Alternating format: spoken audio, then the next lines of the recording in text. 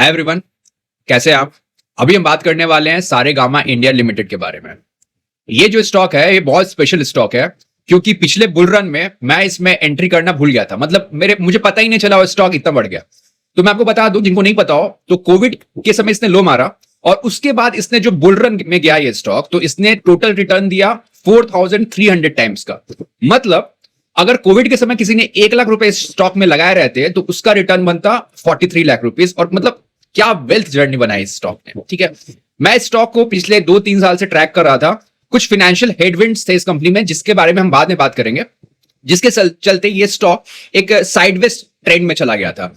अभी मैं देख रहा हूं पिछले 2 क्वार्टर से स्लाइड ग्रीन शूट्स दिख रहे हैं, इंप्रूवमेंट दिख रहे हैं दोनों चीजों में, टेक्निकल में और फंडामेंटल में। तो सबसे पहले हम चार्ट पे चलेंगे और एज यूजुअल हम पहले टेक्निकल समझेंगे और उसके बाद मैं आपको एकदम लेमैन की तरह इसके फाइनेंशियल के बारे में बताऊंगा और क्या इंप्रूवमेंट हो गया। Let's start. दे रहा होगा सारेगामा इंडिया लिमिटेड का चार्ट, और जो यहाँ पे टाइम फ्रेम है वो है मंथली। अभी आप ध्यान से देखो, मैंने यहाँ पे हॉरिजॉन्टल लाइन ड्रॉ करा है। ठीक है, ये जो एरिया है, ये वाली एरिया, ये है सपोर्ट एरिया और मंथली टाइम फ्रेम। ठीक है, और प्राइस क्या है, प्राइस एग्जैक्टली अभी अपने इमीडिएट सपोर्ट के पास है। तो इमीडिएट सपोर्ट के पास होने से क्या होता है, यहां पे सेलर की एक्टिविटी बहुत कम हो जाएगी और जो बायर्स हैं जिन्होंने पिछली रैली मिस करी होगी वो यहां पे एक्टिवेट हो जाते हैं। अभी आप साइकोलॉजी समझना। ठीक है, पहला पॉइंट, मंथली चार्ट पे हम समझ गए लॉजिक। अब हम क्या करते हैं, अब हम चलते हैं वीकली चार्ट्स पे। ठीक है, वीकली चार्ट्स पे आप देखो, मैं अभी वीकली चार्ट्स पे ना डाउ थ्योरी का स्ट्रक्चर एनालिसिस करेंगे। आप देखो,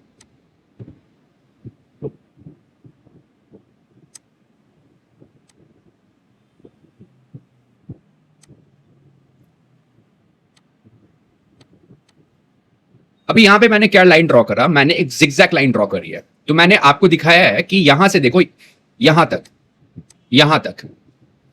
तक सारेगामा का जो शेयर था ना वो साइडवेज टू बुलिश ट्रेंड में था। उसके बाद का जो, लेकिन उसके बाद जो स्ट्रक्चर है आप ये देखो, यहां से बनना शुरू होता है lower low and lower high. ठीक है, lower low and lower high. But यहां पे आप इस कैंडल को देखो, इस कैंडल को देखो। ठीक है, इस कैंडल पे क्या होता है, ये यहां पे स्ट्रक्चर बना देता है हायर हाई का। ठीक है, पहले क्या बन रहा था, लोअर लो लोअर हाई, लोअर लो लोअर हाई, अब बन रहा है हायर हाई। मतलब वीकली टाइम फ्रेम पे ट्रेंड रिवर्सल हो गया। मंथली चार्ट पे हमने देखा, क्या देखा, मंथली चार्ट पे हमने देखा कि प्राइस मंथली सपोर्ट एरिया के पास है और वीकली चार्ट पे ट्रेंड रिवर्सल हो गया। ये मतलब क्लियर इंडिकेट कर रहा है कि price is ready to move upside. ठीक है, अभी हम एक और मैं इंटरेस्टिंग चीज आपको बताता हूं। अभी मैं ना ये वॉल्यूम को खोलता हूं, तो आप देखो ये जो पिछले वीक का कैंडल था उसमें वॉल्यूम था 135 मिलियन शेयर्स, और अगर आप एवरेज देखो तो एवरेज रहता है 2-3 मिलियन। वीकली शेयर्स की बात कर रहा हूं, और यहां पे क्या है, दैट इज 135 मिलियन। अभी सारेगामा इंडिया का में जो ये वॉल्यूम आया है, ये इसका हाईएस्ट वॉल्यूम है जब से ये स्टॉक ट्रेड कर रहा है। अप्रॉक्स इसे 25 साल हो गए ट्रेड करते हुए, और ये इसका हाईएस्ट वॉल्यूम है। और इस वॉल्यूम के साथ एक बहुत स्ट्रॉन्ग कैंडल बना है वीकली चार्ट्स पे, जिसके कारण स्ट्रक्चर हो गया है हायर हाई। राइट, सो आप कनेक्ट कर पा रहे होगे, मंथली चार्ट पे सपोर्ट के पास है, वीकली चार्ट में ट्रेंड रिवर्सल हुआ, हायर हाई बनाया, प्लस जो वॉल्यूम आया, वॉल्यूम आज तक का हाईएस्ट वॉल्यूम है with a strong bullish candle. ठीक है, अभी ये जो कैंडल आया है, मतलब 135 मिलियन वॉल्यूम आया है, ये आपको क्या लगता है, ये आपके और मेरे जैसे लोगों के बाय करने से आया है? नहीं, ये आया है कि कोई बहुत स्ट्रॉन्ग, आप समझना मैं जो वर्ड यूज करूंगी, बहुत स्ट्रॉन्ग बायर है। ये कौन हो सकता है, कोई बहुत बड़ा इंस्टीट्यूशनल बायर हो सकता है, कोई बहुत बड़ा इन्वेस्टर हो सकता है, कोई म्यूचुअल फंड हाउस हो सकता है। ठीक है ना, which is a very good thing. ठीक है, अभी हम क्या करेंगे, अब हम फटाफट चलेंगे डेली चार्ट पे। तो डेली चार्ट पे भी आपको दिखाई दे रहा होगा, चूंकि वीकली में ट्रेंड रिवर्सल हुआ है तो आपको डेली में भी ट्रेंड रिवर्सल क्लियर दिखेगा। देखो,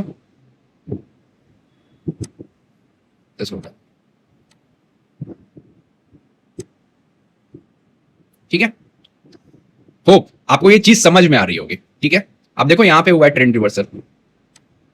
ठीक है, ये रेसिस्टेंस लाइन था, इसको इसने ब्रेक कर दे रहा है विद अ मैसिव वॉल्यूम।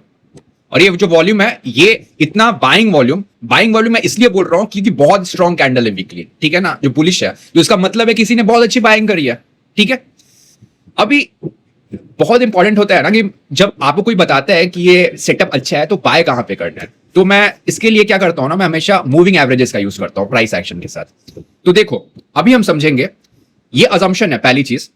तो मैं यहां पे कहां पे बाय करूंगा ना, अगर प्राइस यहां पे आज गए, ठीक है, और आवरली चार्ट पे ये एक डाउन ट्रेंड के बाद ट्रेंड रिवर्सल करता है, मतलब हायर हाई और हायर लोज बनाते हैं, ठीक है, यहां पे हम बाय कर सकते हैं अगर प्राइस आता है और स्मॉल टाइम फ्रेम पे ट्रेंड रिवर्सल होता है।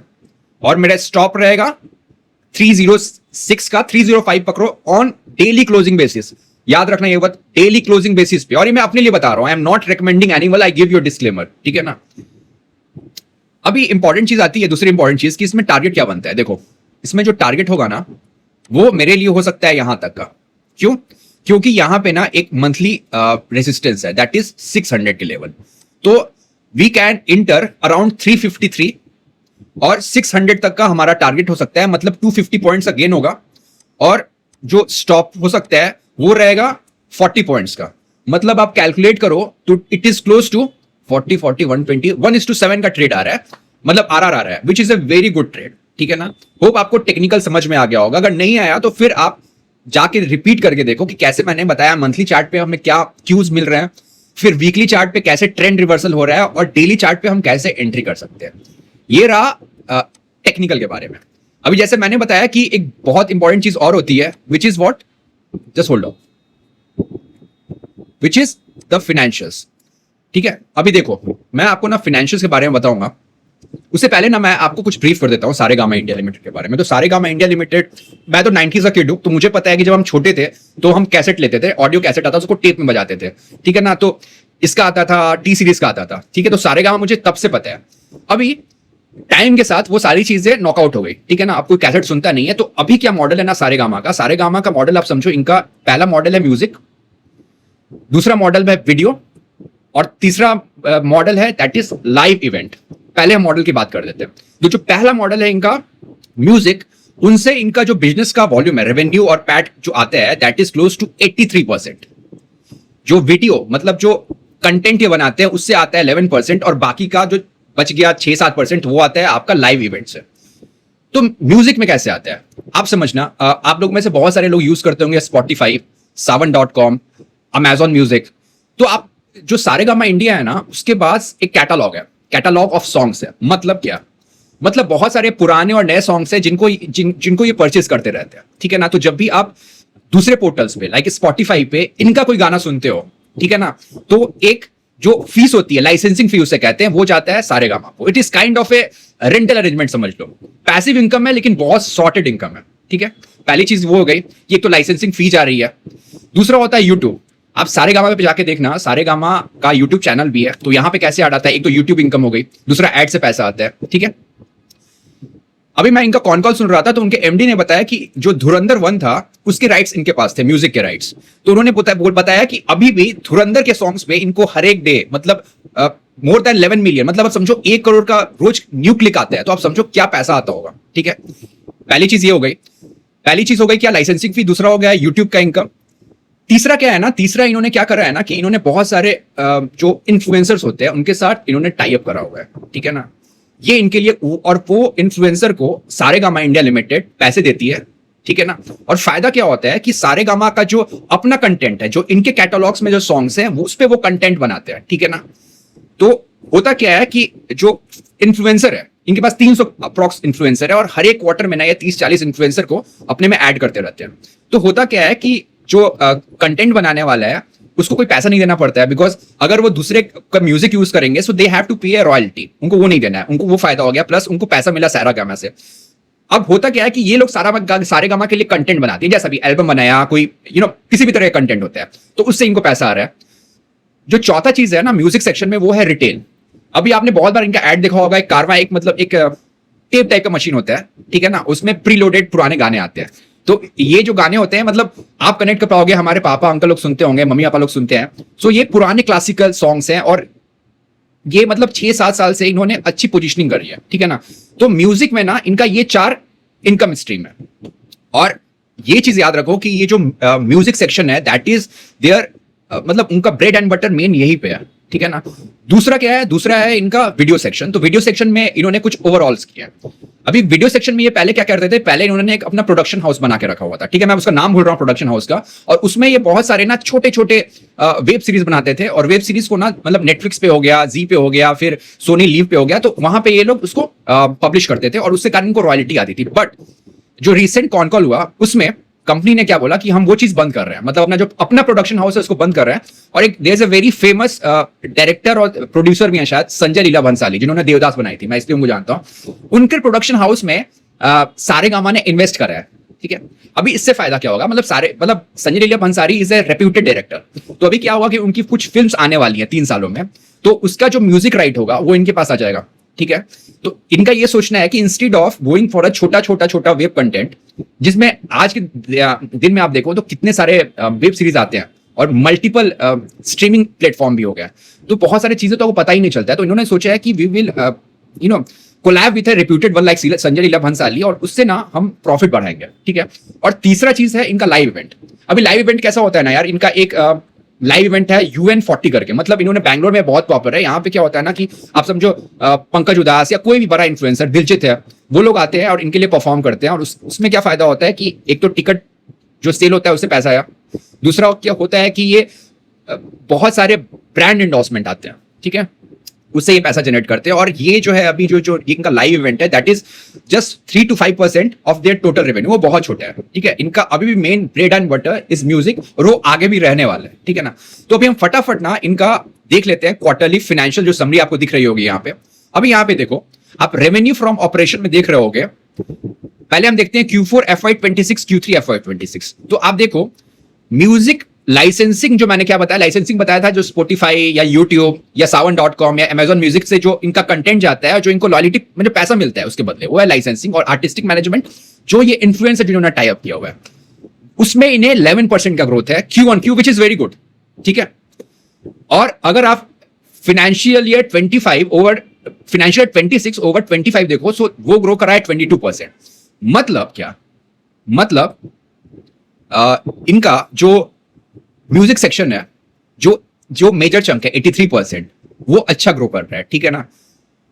जो रिटेल सेगमेंट है, जो आप देख रहे हो retail segment, retail is nothing but is a कारवा, जो उनका वो जो मशीन वो जो बेचते हैं उसको कारवा कहते हैं, जिसमें प्री लोडेड सॉन्ग होते हैं। अभी देखो क्या होता है ना कि जो वो आता है ना प्री लोडेड सॉन्ग, तो वो जेनजी तो खरीदेगा नहीं, वो कौन खरीदते हैं, सीनियर सिटीजन या बहुत हुआ हमारे जनरेशन के लोग, मतलब जो 35, 36, 37 तक है। अभी नया जनरेशन तो खरीदेगा नहीं, तो धीरे धीरे ना उसके डिमांड में एक स्लो डाउन आ जा रहा है रेवेन्यू में, विच इज वेरी एविडेंट। अगर आप ईयर ऑन ईयर का नंबर देखो, मतलब अगर आप फाइनेंशियल 26 को कंपैरिजन करो फाइनेंशियल 25 से, तो 17% का डिग्रोथ आया है उसमें। तो कंपनी ने कॉन कॉल में क्या बताया कि हम जो उन्होंने माना कि डिग्रोथ आ रहा है, तो ये क्या कर रहे हैं ना कि ये कॉस्ट ऑप्टिमाइजेशन कर रहा है, मतलब एक्सपेंस को कम कर रहा है, और डिस्ट्रीब्यूशन चैनल को भी इन्होंने ऑप्टिमाइज करा हुआ है, ठीक है। अभी देखो ये वीडियो का बात मैंने बताया, तो वीडियो में आपको डिग्रोथ दिखेगा Q1Q, ठीक है, सॉरी मैंने वीडियो में आपको डिग्रोथ दिखेगा ईयर ऑन ईयर ऑफ 44%। अभी आप इसको लेके कंफ्यूज मत होना, जो वीडियो में डिग्रोथ है ये इन्होंने जानबूझ के करा है। कंपनी का कहना है कि हमें रेवेन्यू सिर्फ रेवेन्यू करने के लिए नहीं करना है, उससे पैसे कमाना है। तो इन्होंने क्या बोला कि हम अब छोटे छोटे कंटेंट, वेब कंटेंट नहीं बनाएंगे, मतलब वेब सीरीज नहीं बनाएंगे, और इसलिए इन्होंने संजय लीला भंसाली में इन्वेस्टमेंट कर रहा है। इससे फायदा क्या होगा ना कि तो रेवेन्यू कम आएगा, बट जो आपका बॉटम लाइन होता है, मतलब जो आपका मार्जिन है, आपका प्रॉफिट है, वो इंक्रीज होगा, ठीक है। और लाइव इवेंट्स में ना आपको Q1Q and year on year आपको एक डिप दिखेगा, बट फाइनेंशियल ईयर 25 में दिलजीत जो बहुत बड़ा सिंगर है, उसका एक इन्होंने स्पॉन्सर किया था पूरे इंडिया में, ठीक है ना, जो लाइव इवेंट था, and it was one of the event. तो उसको आप हटा दो ना, तो ये ग्रोथ ही किया हुआ है, ठीक है, ऐसे।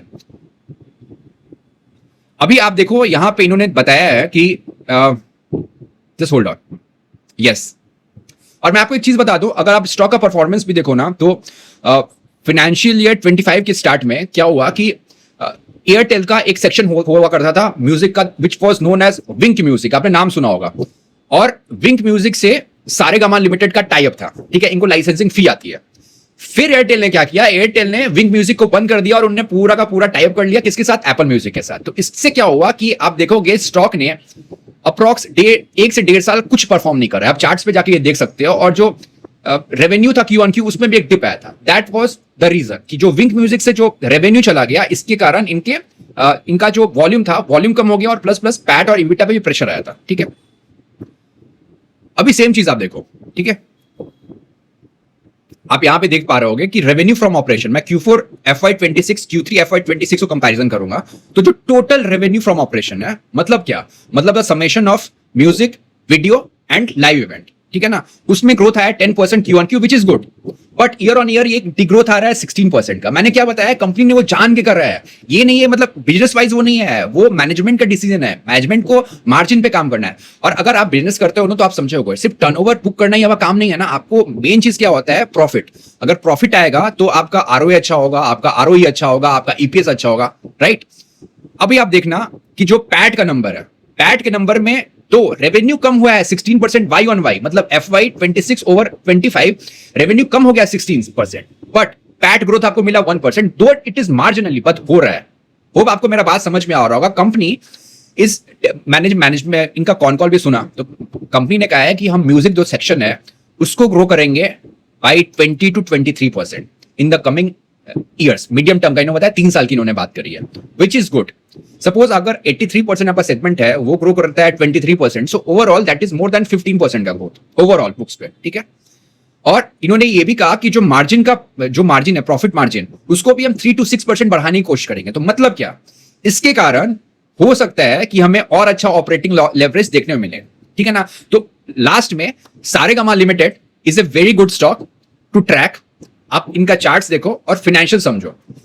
अगर आप यहां तक आ गए हो और if you are really interested to learn the fundamentals along with the technical, and I am मुझे लगता है कि मैं गिना चुना लोगों जो ये दोनों चीजें की बात करता हूं, तो you can ping me in YouTube, in the description section you can find my WhatsApp number, you can ping on that, I can share you the detail, and if you are watching this on the Twitter, तो आप Twitter में मुझे DM कर सकते हो, I will give you the reply. Okay, thanks a lot, bye.